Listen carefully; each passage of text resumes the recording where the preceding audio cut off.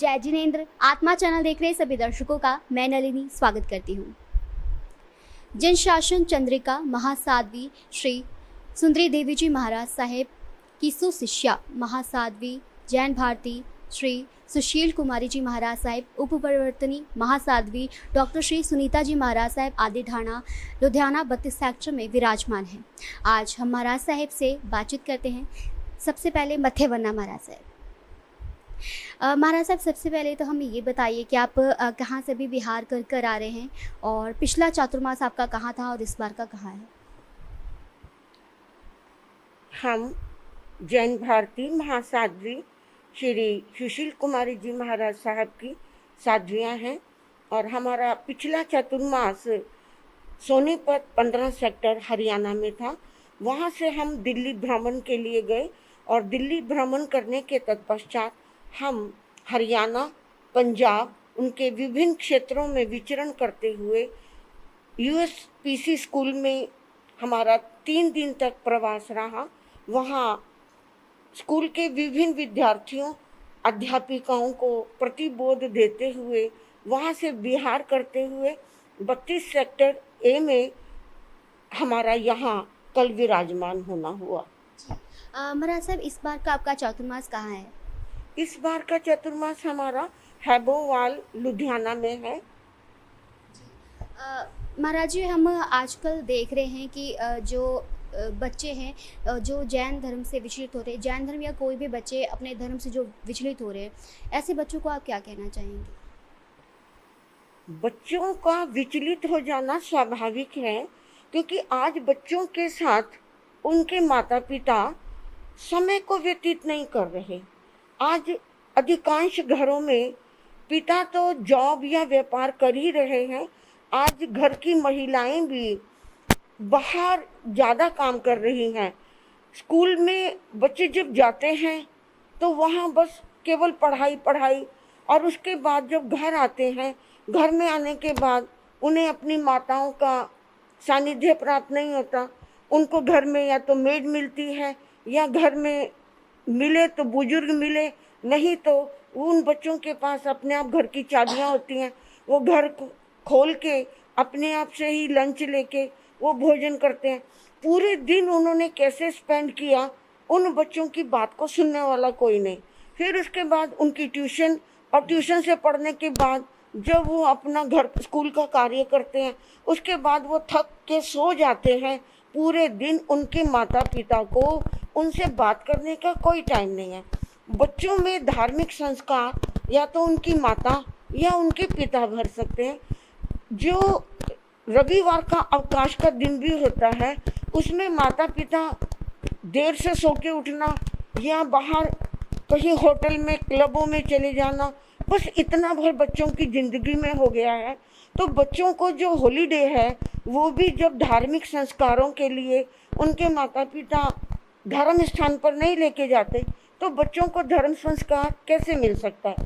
उनको संस्कार देने के लिए हम उन्हें धर्म स्थान पर लेकर जाएं, गुरुओं के सानिध्य में लेकर आए, तो तभी उन बच्चों को धर्म संस्कार मिल सकता है। सत्संग से ही उनको अच्छे विचार प्राप्त हो सकते हैं। जैन धर्म सबसे कठिन धर्म माना गया है और ये धर्म सबसे ज़्यादा कठिन तो और तब हो जाता है जब हम साधु का जो है वेश धारण करते हैं, जब दीक्षा लेते हैं। तो आपके क्या विचार है इस पे? कितनी कठिनाई होती है, कितना कठिन धर्म है ये? साधु जीवन अंगीकार करना एक आम गृहस्थ के लिए कठिन हो सकता है, क्योंकि वो हमारे को जिस रूप में देख रहा है, हमारे जिन परिचयों को देख रहा है। साधु के सिर्फ भगवान महावीर ने 22 परिचय बताए हैं। इससे ज़्यादा उसके जीवन में कोई परिचय नहीं आता। उसमें मुख्य है गर्मी, सर्दी, भूख, प्यास, केशलोच, नंगे पैर चलना और चलो मच्छर वगैरह जो भी है। 22 परिचयों का जिक्र, उसमें से एक भी परिचय ऊपर या नीचे नहीं है। 22 परिचय भगवान ने बताए, लेकिन ये हमारे साधु जीवन के हैं। आप गृहस्थ लोग इन परिचयों को देख रहे हो जो आपको दिखाई दे रहे हैं, लेकिन हम साधु जीवन में आकर आप गृहस्थियों के परिचय देख रहे हैं। हमारे 22 तो हैं, आपके तो अनंत हैं। आपके परिचयों की, आपके कष्टों की तो गिनती ही नहीं है।